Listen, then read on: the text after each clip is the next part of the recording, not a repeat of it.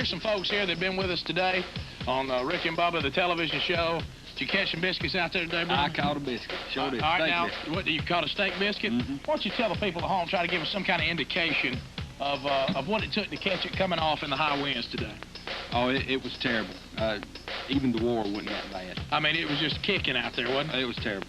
Down, you got you a hat in here today too. What were you from Grant, Alabama? We had a bunch come in from Grant, and you're one of them. Yes, sir. Okay, it was a fine grab out there, and I say you want to hold up for the people at home, show them what you got there. This is the new "I'm Addicted to Rick and Bubba" T-shirt there. Well, that's a nice one. Oh yeah, that's a dandy there. And of course on the back there, I'm addicted. I'm addicted. I'm addicted to Rick and Bubba. Everybody, I'm addicted. I'm addicted. I'm addicted to Rick and Bubba. Now, Bill, let me just call a nice hat on. Thank you. Okay.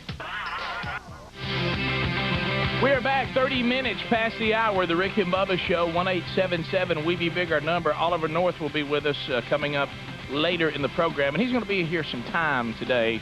He's got book signings all over the Rick and Bubba listening audience. We'll go over that with him today. And you'll actually get an opportunity to visit with him. I know the last two times we've been with Ollie North, it's been real quick, in and out, and this time he'll actually get to spend some time with us.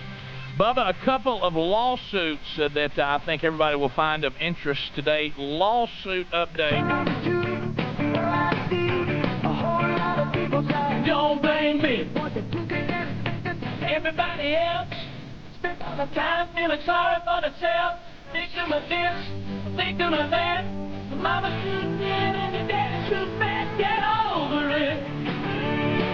Get over it. And picture the fit. Get over it. Get over it. Catchy little tune there. Sure.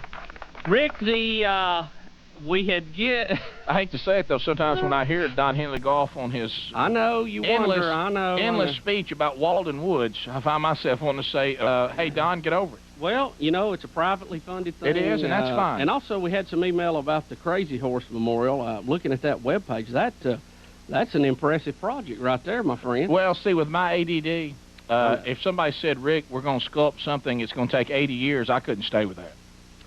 You know, I mean, yeah, we're a little more drive-through oriented, aren't we? Yeah, I would have said, oh, hey, yeah, how about a monument? But they'd have to have it finished in 48 hours, or I couldn't be part of it. Y'all getting that picture? Have y'all got that pulled up in Atlanta? What in the world is that? They're showing the Crazy Yeah, Horse? I had it on my screen, and they were showing it, and I thought, how did they do that? are they doing that? Yeah. All right, they took it in Atlanta. Okay.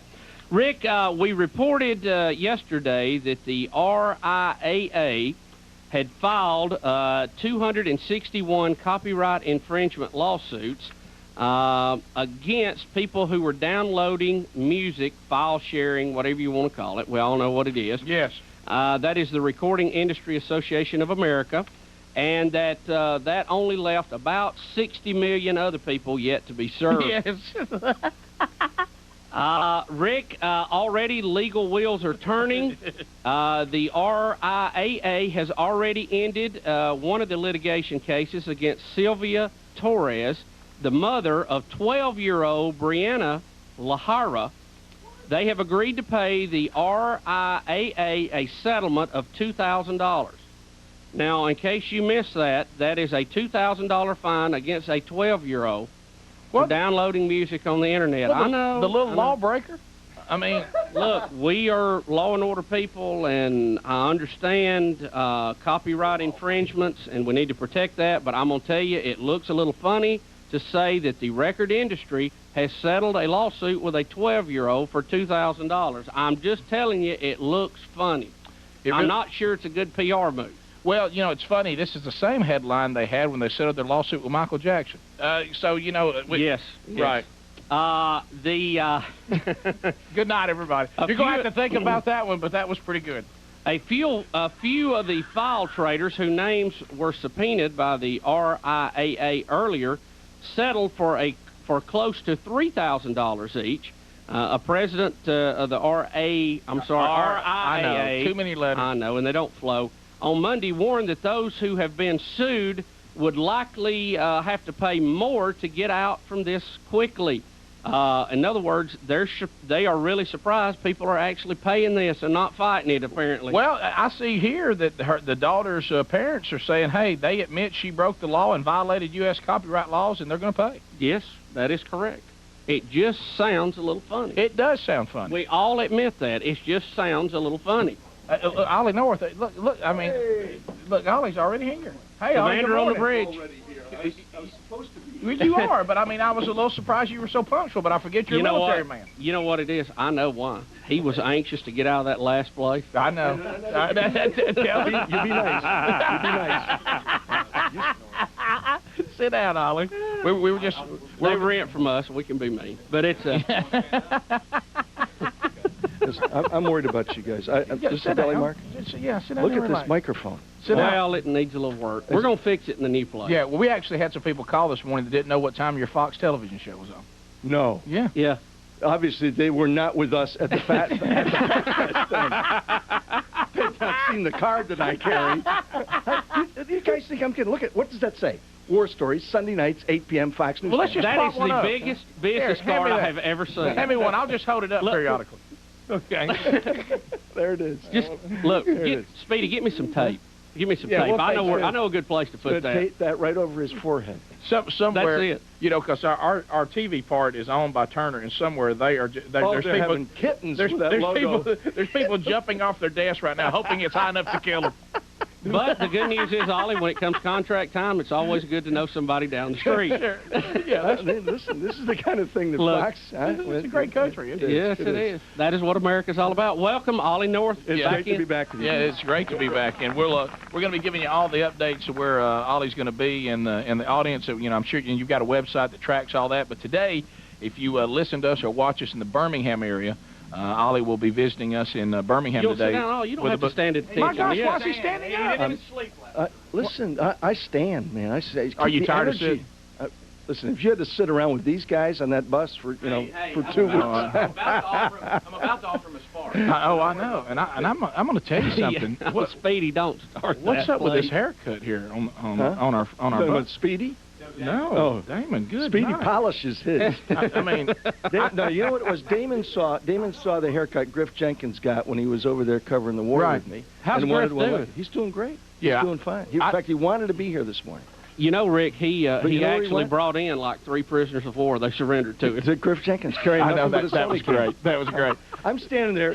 The way it happened is he's pointed, obviously, the camera toward me. I'm standing there with a microphone, and I see these guys walking up behind him waving white flags, and they're walking up to Griff. And I said, you know, we're live on the air, and I'm giving them the cut signal below the cut line, so, you know, cut it off, you know, Jenkins, behind you, we've got prisoners of war. He turns around with a camera, and these guys are surrendering. Well, I will never let you forget that, No, Willie, it's- ever. Well, I maintain that the reason they surrendered is they knew Griff recognized was you. with me. Yeah, trust. they, You they, trust, they yeah. saw you. I mean, American hero. And you know, the thing, too, I know that Damon, you know, we all have a special place in our heart for our POWs, but I didn't know Damon would go as far as to wear their haircut. Sure. You know what I mean? Did you bring him out of Baghdad? I did. His real name is Demon, not Damon. Don't have the hair that Bubba's got after that. Hey, like makeover that. that He's got it he- like he likes it, Yes, he does. Hey, like that. like he likes it. I mean, are you wearing your hair that way because you're advertising that particular brand of hair gel, or is it something that happened? You to know, it just looks happened. like you walked into the microwave, doesn't it? Yeah. Well, you know, one day I've got gray hair, the next day I look like an overweight Michael W. Smith. You know, I mean, it wasn't by design. But His teeth are looking good too, brother. You like that? Yeah. Oh, yeah. Look, you got the new grill. I mean, this is It's the new look. it really is very exciting Are you times. getting emails from young women? That Oh, yeah, it's It's great. Bubba 2.1. We'll come back. Oliver North is here. He will be, if you are watching or listening in the Birmingham area, it's today, and it'll be noon to 1:30 p.m. Central Time at Books & Company in Brookwood Village. And then if you are in Fort Campbell, Kentucky, tonight... 101st Airborne. Yes, That won't be exciting, will it? 7 to 8:30, he'll be at Walmart Supercenter in Fort Campbell, Kentucky. We'll be right back. Stay close. We're back. It is 16 minutes to the top of the hour, the Rick and Bubba Show. 877 We Be Big. Oliver North is with us on the book tour right now. Books & Company today. If you watch us or listen to us or both in Birmingham, Alabama, he'll be there from noon until 1:30 Central Time. Those of you listening in Fort Campbell, Kentucky, or you might be watching there too. He will be at the Walmart Supercenter tonight, 7 till 8:30 p.m. If you'd like to follow the book tour and find out when Oliver North will be in your city, go to the website, olivernorth.com. And you can check, some of you in our listening audience and viewing audience will be having Ollie North in your town this week and next week, too. So check it out on his website, olivernorth.com. How is the tour going so far? It is doing very, very well. But this is a sequel to what the last book, the Mission Compromise book, which was a New York Times bestseller, which in spite of the New York Times was a bestseller. And what's really funny is it got a great review from the New York Times. Did it really? Did which you ruined the reputation of the guy who wrote it and me, because anything the New York Times ever says good about me, and they loved the book. And this has already gotten some great reviews. So, and what we're seeing, of course, are people who bought the first book now coming back and buying the second one, and new people buying both of them. So it's wonderful. What is the biggest book signing you've had so far? I heard you right before the New Jersey. Probably one of the military bases, Fort Bragg or Camp Lejeune. You know, several thousand books are just. I mean, it's just flying off the shelves. But Fat Fest did pretty good. Fat I thought Fest it was a great kickoff. That was the kickoff. Fat Fest was the kickoff with you guys. I wanted to be the #1 book thing, but we, at least we held our own. It's coming. It's got to be #1, Damon. You got. Well, see, you started the ball rolling, and it gathers momentum as it rolls down the hill. Ollie, you're choosing to stand? I am choosing to stand. Are you tired of sitting? Is it the bus? What's the deal here? Or you'll be sitting today? I'll be sitting. You know, I stand for the book signings. The only thing I don't stand for is writing. I sit to write, but I stand up for all the book signings because I don't. I mean, if you sit down, I like to talk to people, right? I mean, I don't like to just, sign a book and throw it off to the side. I like to look people in the eye and thank them for being there. And why do I think that's frustrating for the handlers when the line is very long? Because I'm sure they're back there going, Ollie, we got a lot of folks back here. They whine and complain the whole time. They're going, okay, Ollie, you now know the whole family tree. Is that big guy you're talking about right there, or Damon? I listen to the big guy, Damon over there. He complains and whines a lot. And Damon still... You get paper cuts on these books? Are you...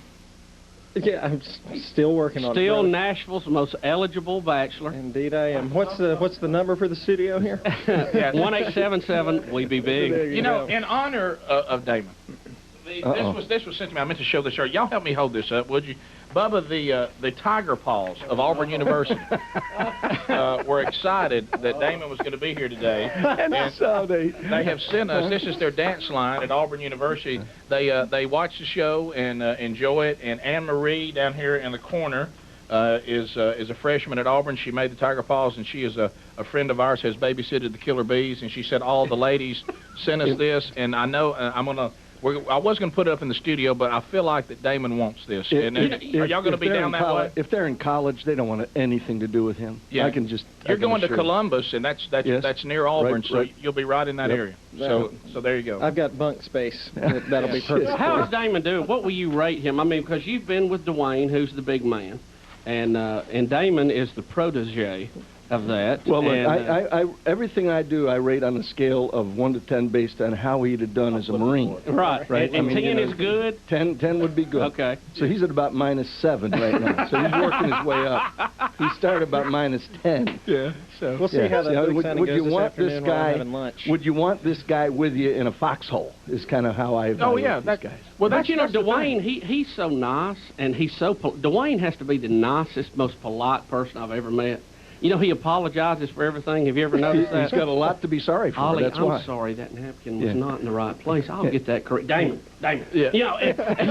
And you know what we discovered, Dwayne, who also works with the Premier Speakers Bureau, and that's who we're talking about, and Damon also works for them, is that Dwayne, we found out at Fat Fest, is a sweater. I didn't realize he sweated. Oh, buddy. Boy, he sweats, doesn't he?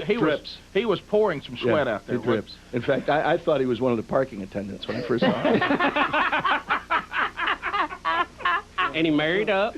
He did. Listen, all of our wives could have done better, man. Let's not push that one too far. No. And I wish people could tell my wife that so often. But But anyway, thanks to the Tiger Paws and Anne-Marie and all them for signing that. And I'll try not to let that get on the bus with Damon because we'd like for it to. I'd tack it up on the wall here. Well, all I can think of is those ladies are someone's daughter. So exactly. I just and I know Anne-Marie's mother personally, so I'll take care of that. They would be thought of only as such. As it should be. Well, Ollie, I've got. Are we up against a break, Rick? Where are we at? No, we're good. We're in great shape.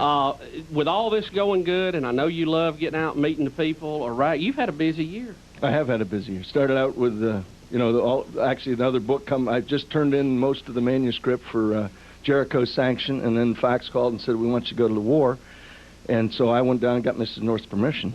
And actually what happened was we were getting ready to go, and I had said, look, I've been to 5 wars before. I don't need to go to another one, and I'll be glad to cut tape and talk to the guys overseas, doing things, and we'll do the analysis kind of stuff, the talking head stuff back in either Washington or New York. And then they called up and said, no, we want you to go. And so she comes upstairs. It was a Saturday morning. I'm painting our daughter's bedroom, which I don't know why Dad, listen to me, Dads, if you got a daughter who's going to get married, you got to paint her bedroom. I don't know why. It's second daughter got married, we painted bedrooms. Really? And this daughter happens to be Imelda Marcos. I mean, it's got shoe boxes in the closet. So I got all this stuff out of the closet, and I'm painting, and I got the beds covered with a big sheet of plastic. And Betsy comes upstairs after she's been on the phone with my boss, and she says, "Listen to me." So I stopped the roller, and well, we've all had that. Yes, ma'am. She said, "They're right. If you don't go, you're going to stay here, and you're going to drive me nuts complaining about how it's covered. So you go to your war. You just make sure you're home in time for this wedding." It even happens, Holly North. You get cold? Listen, I know who I work for. Yes, ma'am. Yeah. So that was Saturday. Sunday morning, I'm on the flight out there. We got out there the first week of March and spent from then until well after the end of the war with the Marines and then with the Army. And I'm here to tell you, folks, you got the finest soldiers, sailors, airmen, and Marines we have ever had out there serving our country in harm's way, and it's outrageous for those 9 gnomes that debated last night up there in Maryland to be saying the kinds of things they are. I mean, just think about this. They're saying we can't afford this.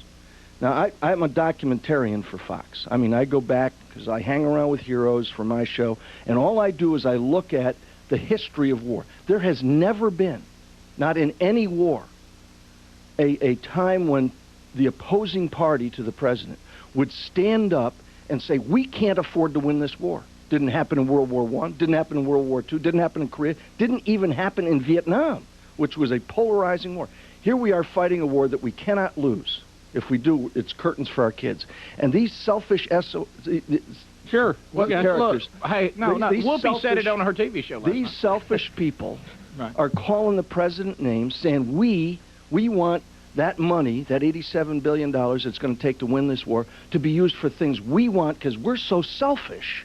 We don't care about our kids and our grandchildren contending with the jihadism that we're up against, where young men right this very minute are being taught to hate and to kill themselves trying to kill you and me. It's outrageous. Is it strange, though, that they say you can't tell the seniors of our country that $400 billion is too much for the prescription drug plan, which nobody in the country wants, but yet they will say our military people, they can't have $87 billion. Yeah, well, that's exactly what these guys are saying. So in other words, the military, we can tell them that money does matter, but other sections of our society, we say money's no object. And Rick, the reason why the Democrats are saying is they remember what William Jefferson Blythe Clinton did to the... Remember Bill Clinton used to get up and say, I've cut the size of the federal government by 13%.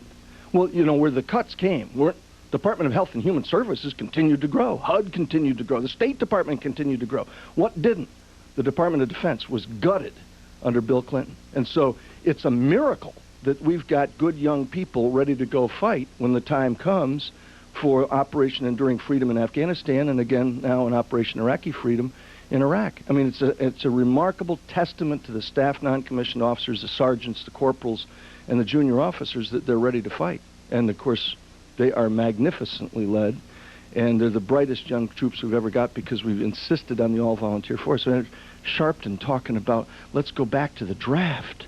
Why? Why would you want to go back to a draft when you got all high school graduates who we now teach ballistics and chemistry and physics and how to operate the most sophisticated weaponry in the world? That's why we had this astounding victory. And part of the problem we got is the victory was so fast. The 485,000 guys in the Iraqi army said, hey, I'm not going to die for Saddam. Let me out of here. And the victory was much quicker than anybody expected. And as a consequence, the so-called transition to peace in Phase 4 hasn't been as effective as it could have been. Great being with you guys. We'll come back. Oliver North is our guest. We'll let you speak with him at 877-WE-BE-BIG. If you'd like to meet him in person today, get a copy of Jericho Sanction. He will be signing those today. Books and Company in Birmingham at Brookwood Village, noon until 1:30 Central. Fort Campbell, Kentucky tonight. Walmart Supercenter, 7 till 8:30 p.m. Check his website, olivernorth.com, to find out when he will be in your town. We'll be back. Rick and Bubba, Rick and Bubba, Rick and Bubba. They all up in the house.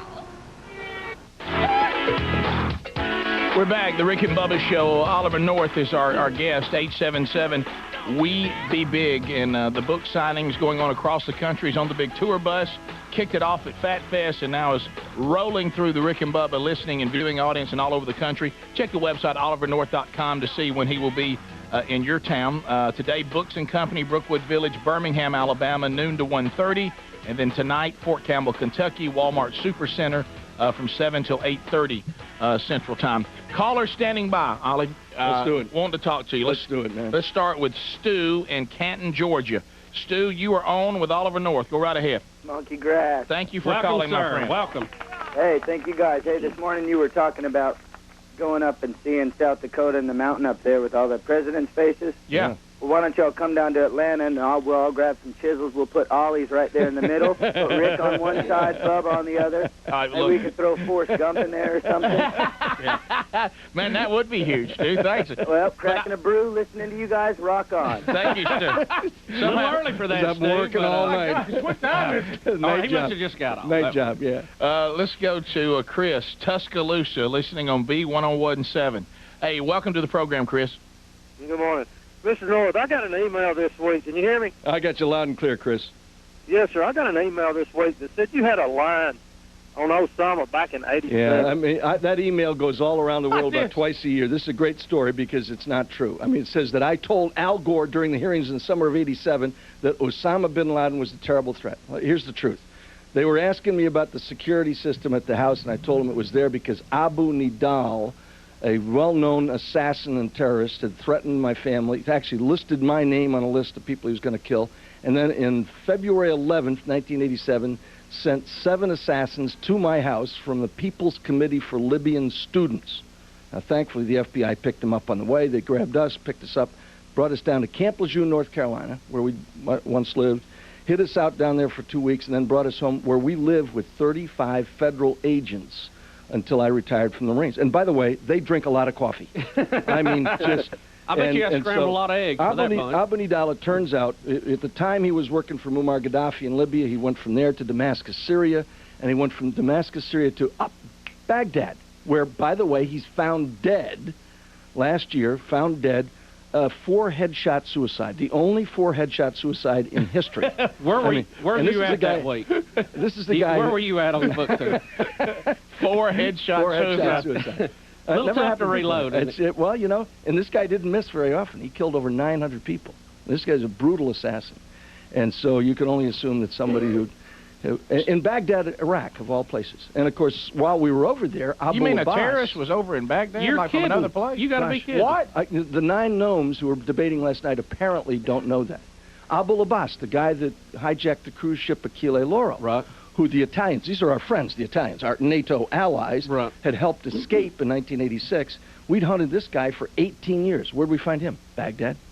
I mean, Baghdad was terror central. Afghanistan used to be Terror U. That was where they trained him. And in Baghdad, you had the financial center where Saudi money is washed through the Iraqis and handed out to the terror families all over the Middle East, the people, the jihadists. And, of course, Saddam Hussein is behind this whole thing. Appreciate your call, Chris. So the Saudis, not our friends? Or our friends? Here's what you got to ask yourself. Okay, here's a quiz. Straight up. Here's this morning's quiz question. You ready? This is 15 of the 19 who hijacked 4 airplanes 2 years ago were from what country? Saudi Arabia. Okay. 4 people are now being sought by the FBI on a BOLO. Be on the lookout. The definition of all this stuff is in the Jericho sanction. There's a BOLO, worldwide BOLO, out for 4 guys, 2 of whom are from Saudi Arabia. I mean, The guys who blew up the truck in front of the UN headquarters in Baghdad a couple of weeks ago, the truck came from Syria, but the people driving are from Saudi Arabia.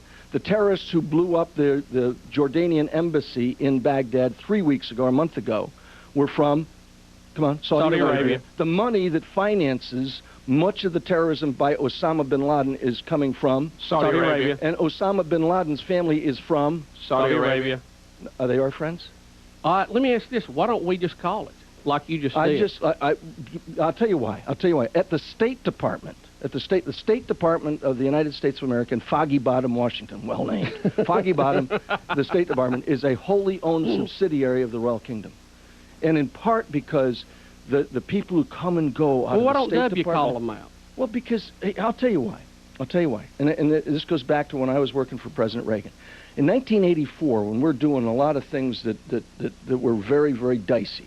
Nicaragua is free today. Okay. But in the State Department in those days, one of the very senior State Department officials takes me aside one day as I'm walking out of a meeting at the State Department. He puts his arm around, he's kind of a fatherly kind of, I was a young, brand new, just made lieutenant colonel. Puts his arm around me and he says, you know, Ali, he says, you and I are professionals. You're a professional military guy. I'm a professional Foreign Service officer. And what you got to realize is you're getting too close to this guys over at the White House in the Oval Office. They are the Christmas help. This is the State Department describing the President of the United States as the Christmas help. They're going to go. Yeah, they'll come, they go, but the permanent bureaucracy resides. And so Colin Powell comes in, becomes a Secretary of State. Everybody loves him. He's a great guy. He's a wholly owned captive now of the State Department bureaucracy. You got L. Paul Bremer, who's a State Department professional. He gets in over there. He says, look, we don't want Ahmed Chalabi, who is a well-known figure, opposition leader to Saddam Hussein. We don't want him running the country because, after all, this guy's got degrees in advanced mathematics from MIT, advanced physics from Cal Poly. He's got a PhD that he had before he was 22 years of age. He's smarter than anybody we've ever dealt with, and so we don't trust him because he's smarter than anybody at the State Department or the CIA. And so they appoint a committee of 25 to run the country. You couldn't run the Rick and Bubba show with a committee of 25. You can't run anything with a committee of 25, but that's what the State Department wanted because they wanted to be in control. The answer to what's going on in Iraq today is to let the Iraqis quickly train up a good police force, train up a good National Guard who hate Saddam and they hate terrorism. They don't like the Fedayeen that have come in from Egypt and Saudi Arabia and Syria and Jordan and Yemen and Somalia. They don't like these guys. And they would take care of it. And we'll go and deal with the jihadists because we got the people who can do it. Task Force 20, those guys, they are good at what they do. When I was over there, I saw a lot of guys I've known over the years.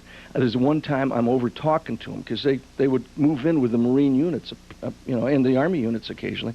And so I'm standing over there talking to some of these guys, and they describe themselves as the OGA, Other Government Agency. And so one of the other press guys who's out there, one of the other embedded correspondents, sees me over talking to these guys in a restricted area. Even with the Marines, there's a restricted area where you can't get. And so I'm kind of leaning against the front of a Humvee, and we're taking pictures of each other, which obviously will never be seen with the faces showing. Yeah. And so I walk back over to where Griff was waiting by the helicopters, and this guy from the Associated Press comes over and says, "Who are those guys?" I said, "That's OGA." And of course, he doesn't know what OGA means. He says, "Oh, yeah, OGA."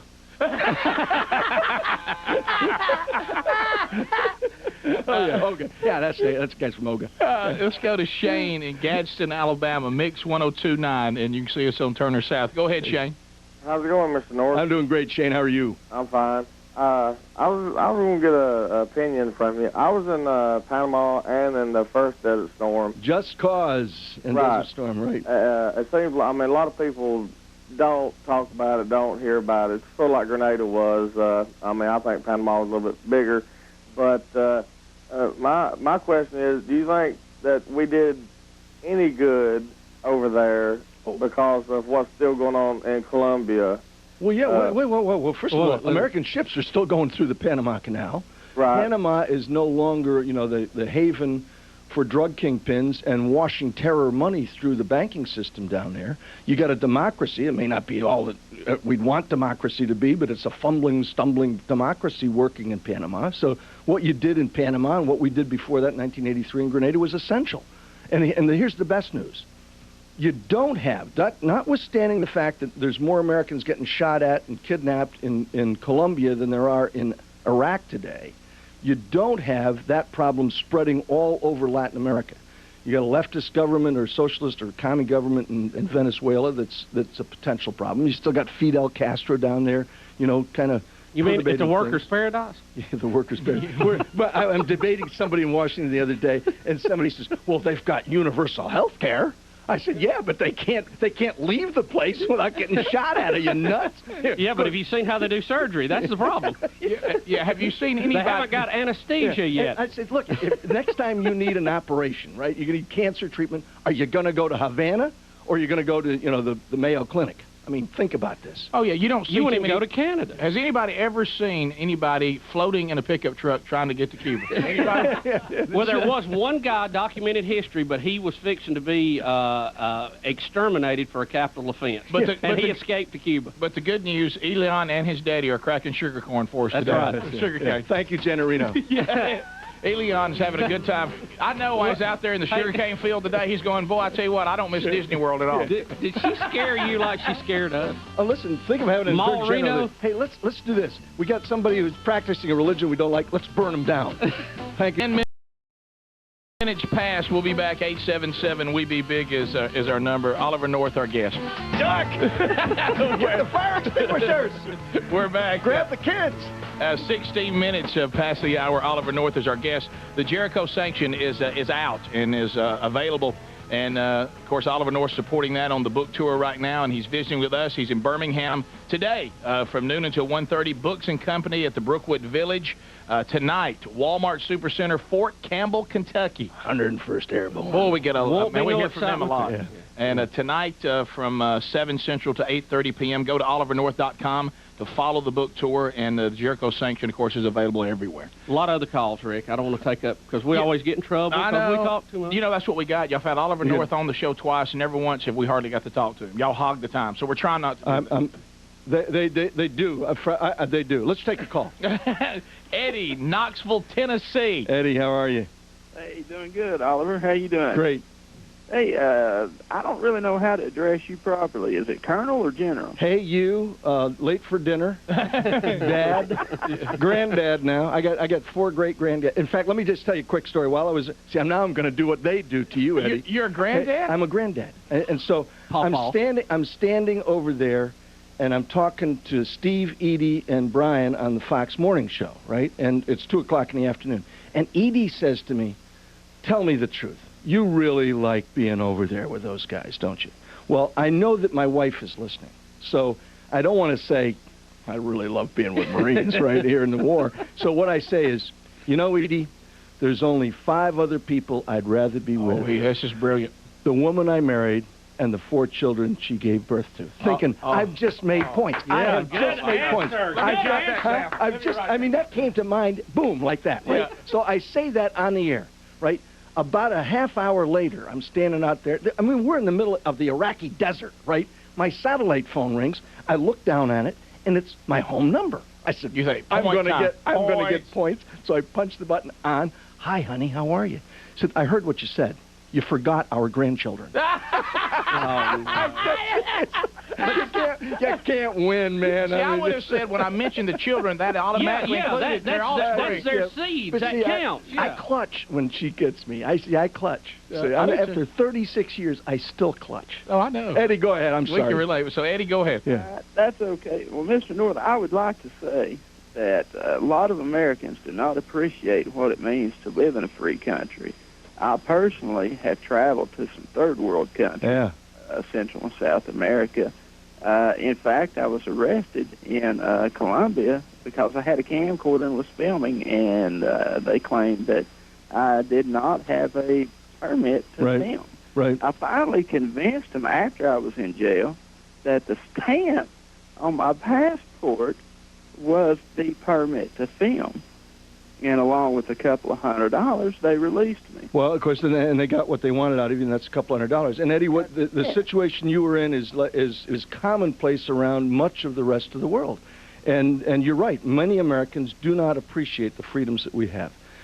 You can't go to other countries and stand on a street corner I mean, you can in Great Britain. You can probably do it in much of Western Europe. But if you go to most of what we describe as the third world, and you stand on the street corner and you rail against the government, you say something about the government doesn't do enough about health care or whatever, you're liable to find yourself in jail. You're liable to find yourself sitting in... Now, in most cases, an American, unless they're involved in something like drugs or something like that, will end up just like Eddie. You pay a few $100s and you get out of jail. Some consular official says, oh, well, we don't want to fight this too hard because that's their way. Look at what happens in Saudi Arabia or any one of those Islamic countries to an American woman who is seen not fully garbed and covered. I mean, you get arrested. You have a Bible in your bag going into one of these, quote, allied countries like Saudi Arabia, UAE, one of those. They will take the Bible out of your bag. I had to hide I carry a Bible with me. I mean, I actually read from it. They did teach Marines how to read, so I decided. And so I had to hide mine when I was flying in because I had to go in through Kuwait. And I buried it in the bag, thinking at least I've got a chance of getting it through. And they thankfully didn't, tear my bag apart and confiscate the Bible. You brought up a good point. If I could just address it, and we'll get back to the calls. We heard you speak one time, and you talked a lot more in that particular speech about your spiritual side. Do you mind commenting on some of that now? Because we get a lot of questions about that. Let me tell you guys, I could not have gone through the things I've gone through in life if I didn't know where I was going and why I'm going there. And it doesn't have anything to do with all the medals on my chest. Doesn't have anything to do with how good a Marine I was or, how good a dad I've been or husband or faithful in that relationship. It has everything to do with the fact that I know I'm saved. And I know why I'm saved. It's because Jesus Christ came to this earth, lived a sin-free life for 30-some-odd years, was tortured to death, and then 3 days later rose from the dead. Now, I know going to offend some people for me to say that, but that's what I devoutly believe. I know that the reason I'm alive today is because every time I go overseas, my wife and my children and their mates and now my grandchildren pray mightily that Dad comes home. And I can tell you right now, when I was out there in Iraq, the day we got shot down on April 6th, when you're in a helicopter that's now got all kinds of bullet holes in it, all of which missed everybody in the bird, but it shot out the fuel cells and it shot out the tail boom, and you're down behind what you'd call enemy lines, and the bad guys are closing on you. The good Lord provides, and the AV-8 shows up, and F-18 show up, and then the Light Armor Reconnaissance Battalion. It was a guy from Louisiana, and his call sign was Cajun Thunder. Yeah, and we're in an irrigation ditch, right? I don't know if you ever saw the old movie. It was based on the Michener book, The Bridges of Toko-Ri, and William Holden's the star of it. This goes back before you guys were born. It's a Korean War movie. And he gets shot down in North Korea after bombing these bridges over the Yalu River, and the communist Chinese are chasing him through this irrigation ditch. Well, we're down, the 2 helicopters are down, we're in an irrigation ditch, and the bad guys are coming toward us, and the 50 cal has been dropped in the mud because a round went off behind us, and the gunner fell with it trying to get it from the helicopter over to the irrigation ditch. And I grabbed the thing away from him and says, give me that thing. I know how to set the headspace on it. I've seen the end of this movie, and it's not a good one. Right? And so we never end up having to use the 50 cal because the good guys show up in time, and they surround us, and about 4 hours later, the beans out of them. It's great. And they, it's wonderful stuff. And so they fix the helicopters, and we fly them away. And so the next day, I'm going out to interview these guys who fixed the helicopters, and then we got shot down with it. And there's a young corporal there who had the 50 cal. And so I come up to him and I said, now I want to get this, get straight your name and all this. I said, as I'm walking away, he says, hey, Colonel, he said, I got a question. I said, yeah, what is it, Smedley? He says, yesterday when we were in the irrigation ditch up to our, knees in muddy, yucky water, he says, you said something about a movie. He says, I didn't get that. I said, you get back home, you rent the movie from Blockbuster, The Bridges of Toko-Ri, and you'll see exactly what I meant about the end of the movie. Yeah. Wow. Well, thank you for sharing that. Yeah, because we've heard you talk about that more than I know a lot of our folks have, and that's mighty big words. Yeah. We appreciate it. And that's, you can't apologize what you believe to be the truth. Well, then in fact, you think it's just a maybe. And I know some people were offended by what I just said. Well, but I want to take you back to the debates of 2000. And George W. Bush is asked during the debate by, I think the moderator was the guy from PBS there. He asked, who's your hero? And George Bush, without a moment's hesitation, says, Jesus Christ. And I mean, what's his name? The guy from the moderator's stunned. I mean, the camera goes back to him. He's kind of stunned. And he says, well, why? And George Bush says, again, without any hesitation, because he changed my life. He changed my heart. End of sentence. See? Now, there are a lot of people who are really offended by that. And I think one of the reasons why George Bush is so attacked today is because he professes his faith in very, very straightforward terms. And it enrages the people in the media. I mean, so many in the media don't get it. Well, we talked about, what Mel Gibson's going through with the passion. Oh, yeah, exactly. Is that going to be awesome or what? It is. I just hope. Now, I've not seen it. I know that some people have seen some of what's been put together. I just hope that it's not only accurate in terms of the terrible torture that Jesus went through. I hope that it, as my friend Paul Harvey would say, he tells the rest of the story about 3 days later. Yeah, well, according to his interviews, I think that that will be covered because he basically said what you were talking about the president saying about how he went through most of his life just being kind of indoctrinated. What's the word? Indoctrinated. Yeah, you know what I'm talking into being a Christian. Yeah. And he really didn't understand what it meant. And he said, Well, no, I think Gibson gets it. Yeah, and he said, now I get it. I understand. And he said the same thing. He's my hero. In fact, when I talked to him the other day, Rick, when they make the Rick and Bubba movie, I've asked him to play you. Well, and look, you know why? Because you're good at casting. But the thing about that is, when you think about it, Jesus Christ told us his name was going to be offensive. Sure. And when it was brought up, it was going to bring up before in John's Gospel, he says, before they hated me, before they hated you, they hated me. Yeah. See? So, I mean, people ought not to be surprised that it's offensive and people, But to lie about it just because you think you're going to be offensive, that's the one thing I don't understand. Everybody's allowed to say what they believe to be the truth except Christians. If you do, then you're judgmental. You're not open-minded. Look what our friend Judge Roy Moore just went through. Right, but everybody else in their beliefs, they're never accused of being closed-minded. Only Christians. Right. But he told us it was going to be that way. You did. So, since you brought that up, we'll ask you about that. We'll come back. Then we'll get back to the call because it's been a hot topic. We'll be back 877 We Be Big. Oliver North, the Jericho Sanction, his new book. It's available everywhere. Book signings all over the country. Go to olivernorth.com to see them. Birmingham, it's today. Brookwood Village at Books & Company, noon to 1:30. Fort Campbell, Kentucky, it's tonight at Walmart Supercenter, 7 until 8:30 p.m. Central. We'll be right back. Rick and Bubba, Rick and Bubba. We're back. 877 We Be Big is our number. Oliver North is our guest. He is on the book tour for the Jericho Sanction. It's available everywhere. You can see him in Birmingham today, Books & Company, noon to 1:30 p.m. Walmart Supercenter tonight in Fort Campbell, Kentucky, 7 to 8:30 p.m. this evening, and olivernorth.com will tell you all the places he will be, and the book is available everywhere. So you had one more question? Well, Ollie, since you brought it up, and we had moved a little bit from American Hero to spiritual side for just a minute. As you know, the Judge Roy Moore 10 Commandments controversy in Montgomery has been a headline topic all over the country. We, as believers, have friends who are believers, and we've talked about it, prayed about it, and there was really a wide range of responses that came back from we need to be laying in front of the door to no, this does not reach the level of God's law versus man law. Now, we don't like it, but it is the law of the land. We need to do that, try to fight to change it. All over the board. How do you feel about that? Look, and I know Judge Roy Moore. He's a friend, and I say that as an Annapolis graduate. He's a West Point graduate. Oh, I know. And I just have enormous admiration for him. I think in the long run, this is going to work very seriously against believers. And I say that because in the immediate aftermath of that case, which the way it was presented, now I don't know if it's his lawyers or how it all happened, but it was presented as we want God to be the centerpiece in this particular case. And in the immediate aftermath, there's now an ACLU suit. They're looking for an individual to bring it, to have the U.S. Naval Academy, where I graduated, to stop saying a blessing before the meals. Now, that's been in effect at all of the service academies since West Point was founded in 1803.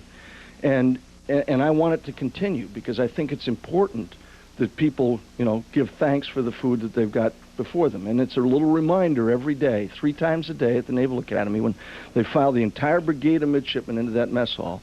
And now you've got a lawsuit trying to stop that from happening. The next step in this process will be that they want the chaplains who represent every faith, I mean, there's Islamic chaplains, there's Jewish chaplains, there's Christian chaplains. In all of the branches of the armed forces, the Marines get their chaplains from the Navy, just like we get our doctors and our medical teams, our corpsmen. The next effort will be to stay, we can't have them out there, because what we've become is a very, very secular culture and society. We've stopped recognizing the role of our Judeo-Christian roots in this country, and unfortunately this case is probably going to precipitate a bunch of very adverse rulings unless the Supreme Court stands up and does its duty. Now, we all know that they're fallible people. I mean, Dred Scott is a perfect example of how wrong a court can be. Right. And I'm hopeful that what has been started here will eventually resolve itself the right way. That, as you said earlier, Rick, and as Bubba, you and I were talking off air, is the people in this country who do not have a say are believers. They're devout believers. That they contribute in every other way to this culture, but they are muzzled when they want to express their faith. And it happens in every walk of life. That's why Gibson is being so pilloried about The Passion, the movie that Mel Gibson's making. That's why the president's attacked as viciously as he is. We have people in the media today who will say that fundamentalist Christianity is the same as fundamentalist Islam. Well, first of all, the kinds of practitioners that are teaching kids to hate and to kill and to die the right way, they're saying, you want to die.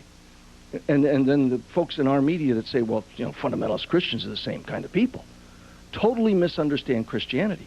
Because in Christianity, it's not about dying the right way, it's about living the right way. In Christianity, the dying was done 2,000 years ago.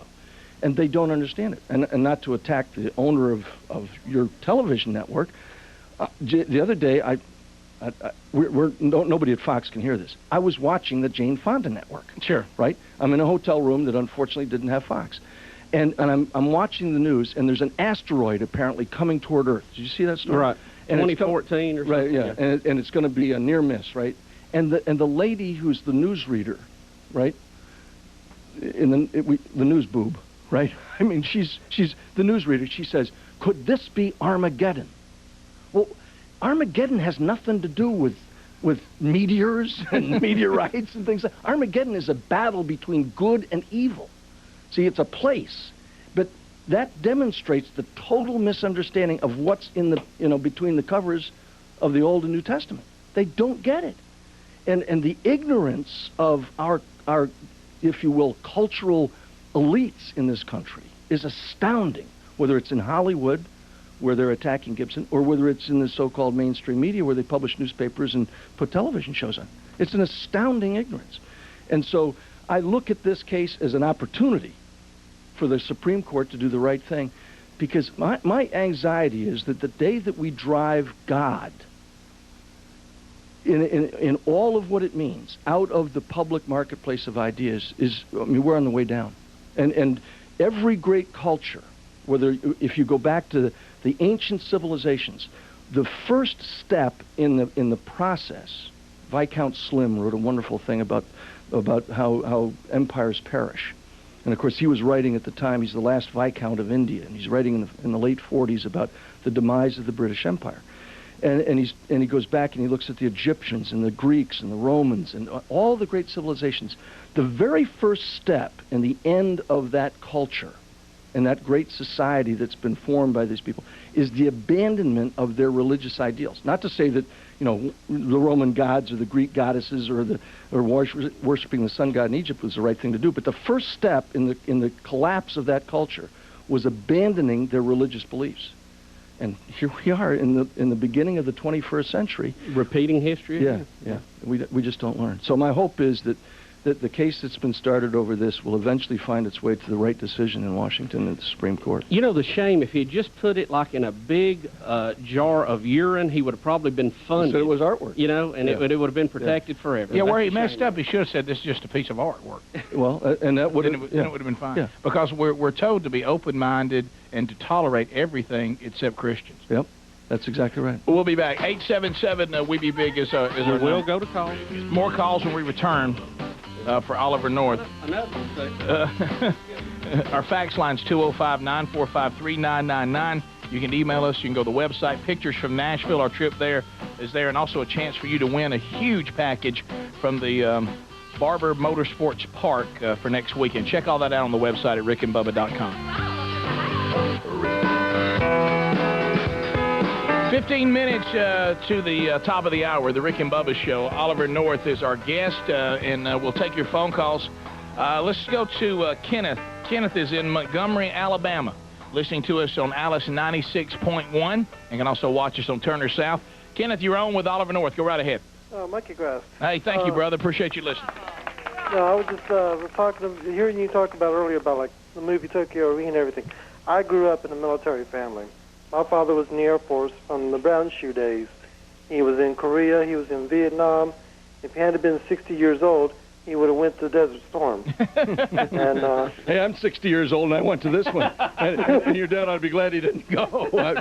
Well, the only reason why I'm not in the military is I'm in a wheelchair. So I was born with a disability. So you ever make a vehicle or airplane or anything that I can fly, I'll be there. God love you. But the fact that you were talking earlier about the way people are, the support of the military, and we do need to support our military. I mean, I grew up, it was drilled in my head that if you did not believe in this country, or if you believed in this country, believed in your rights and everything, you should fight for it.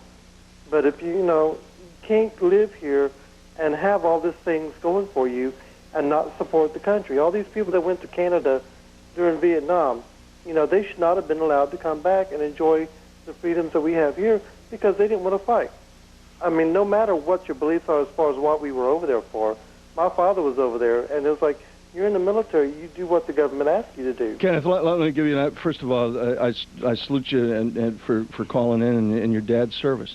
When I was in Vietnam, many years ago, 35 years ago, one of the bravest men I ever knew was a Navy medical corpsman who was a conscientious objector. He refused to carry a firearm. He saved my life. He was eventually killed a couple of weeks after he'd saved my life, trying to save the life of another Marine. And he was a Mennonite from Ohio. He was a remarkably brave young man. But he knew that his obligation was to serve his country in any way he could, was a conscientious objector, didn't believe in killing, but he believed in saving lives, and was willing to serve his country and lost his life serving his country, trying to save the lives of other people. So I agree with what you say, Kenneth. Unfortunately, there's a movement afoot, I think in large part because it is a political silly season.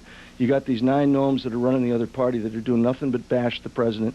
And I remind everybody, that is the idea that they're not going to give this president the $87 billion that he needs to win this war on terrorism is incredibly selfish politically.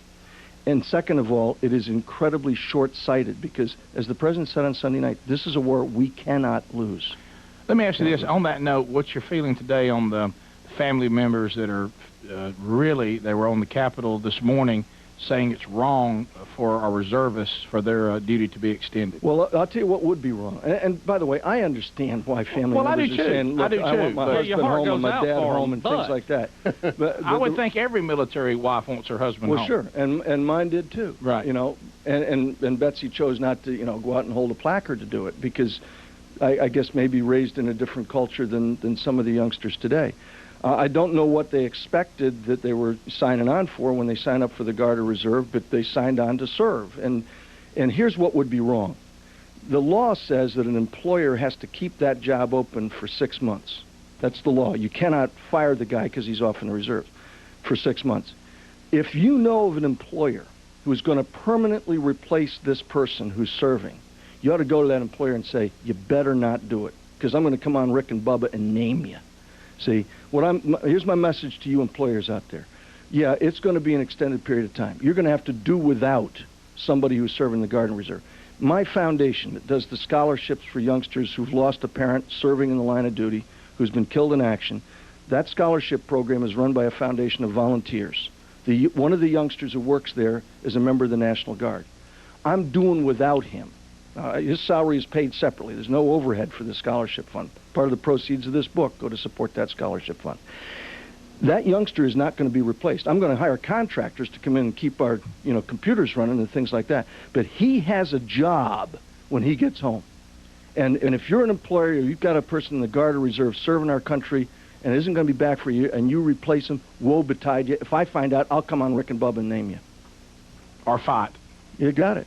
So, that was the thing. Of course, they all are wished it wouldn't have happened, but when you say I'm serving the military, that's part of the price you pay. You know that's out there. Yep. But it's also our duty as the citizens and employers to take care of these people while they're serving. They better. Because they're going in our place. Yep. Let's go to the phones. Let's go to Larry, Hoganville, Georgia. Larry, go ahead. Good morning, Colonel. How are you doing this morning? Great, Larry. How are you? I just wanted to applaud your efforts there for the reservists. That's been about 23 years in. God love the Air Force Reserve. But my question this morning is, if we get rid of Saddam and find him and find Osama bin Laden, do you think the terrorism will cease or go down any, or do you think it's here to live with? Larry, we've got, I think 150, 200 years from now, the history books will say this was the 20-year war or the 25-year war. We're dealing with people who want to kill you and want to kill themselves. You know, we've only dealt with that a couple of times. We've dealt with it now with 911, which we're about to recognize here, you know, a year later tomorrow. We're dealing with it in things like what we've seen in the Middle East, as we saw yesterday twice. Right. People with explosives wrapped around them, intending to kill themselves, trying to kill as many Israelis as possible. We're dealing with people who want us dead that much that they want to die doing it. The kamikazes, there were 2,614 of them. By the way, 16 of them are still alive, which makes you wonder, couldn't they fly or what? It just means they wasn't good at takeoff. Well, and so what you've got is a situation where we're dealing with somebody who intends to kill themselves. That's going to be around a while. The jihadist war is going to eventually fold when the Saudi money is no longer there, the Wahhabis aren't kicking money into it, where there's no havens for them to go train and recruit and rest and do all the kinds of things that they need to do in terrorist organizations. But that's going to take a while. The best place, as the president said Sunday night, do you want to fight these folks in Birmingham and Boston, or do you want to fight them in Baghdad? And I think the answer that everybody, to include those families that are saying, I want my husband home. The answer is, if you want your husband home, then we deal with this problem and get it over with as quickly as possible over there. Fight them on the streets of Baghdad. Fight them out in the boonies of Afghanistan. But let's not be fighting them in Albany and dealing with it here in this country, because, and I'm saying this as a guy who's been overseas now 6 times in 6 different wars, I don't want my wife and kids to be the target of another assassin. You see? You've been there. Been there, done that, as we say in the Marines. And so that's the kind of stuff that I try to write about in books like Jericho Sanction. It's the kind of thing that I think the American people need to realize this is not going to be over quickly. It's going to continue. We've got a great chance to do a major setback, Larry, on terrorism in winning the war in Afghanistan and Iraq. Once you have democracies flourishing there, the news is going to get out to the people in Riyadh and Damascus and Cairo and Amman and Tehran. Democracy works, even in countries where there's no tradition for it. And it will work if we stay the course. Because of the great human spirit. Exactly. Well, liberty. And I'll find myself guilty of this too. We talked about it. I mean, 9/11 tomorrow, 2 years since it happened tomorrow, the second anniversary of it, and I find myself being one of these people. We as Americans now, we love closure. We want closure. We want a time period. Sure. And put a ribbon on it. Yeah, and, right. That's done. We got that. All of us wanted. We want to see Saddam Hussein's body. Sure. We want to see Osama's body, and then we want to go back to work and go, well, that war's done. But like you're saying, this is, and what the president's trying to make us understand, me included, is we are against an enemy that's going to, this is going to be almost like you take a bush hog and just start delaying everything out, clearing it up. And it's not just about Saddam Hussein and Osama bin Laden. It's about stopping the process. Terrorism today is very much like a fast food franchise. They've got little cells of it all over the place, to include here in the United States. They send their people off to Terror U, which used to be at Tora Bora. And what they do over there is they train these people up and send them back home. There's no central repository of some guy getting on a cell phone some morning and say, you blow up this building and you blow up that building. It's happening all as a fast food franchise kind of operation. God willing, we're going to win it and stay the course. Oliver North, thanks for being with us. Those of you on Thank you, Ollie. Nice. I love you guys. Books and Company. Books and Company today, if you're in Birmingham, that is noon to 1:30 Central. I'm going to come watch it. Fort Campbell, Kentucky, tonight, 7 to 8:30 Central. Those of you that have some more radio, we'll be back. Those of you that are done with us on radio and television, have a wonderful day, and God bless you. We will return. Rick and Bubba, Rick and Bubba.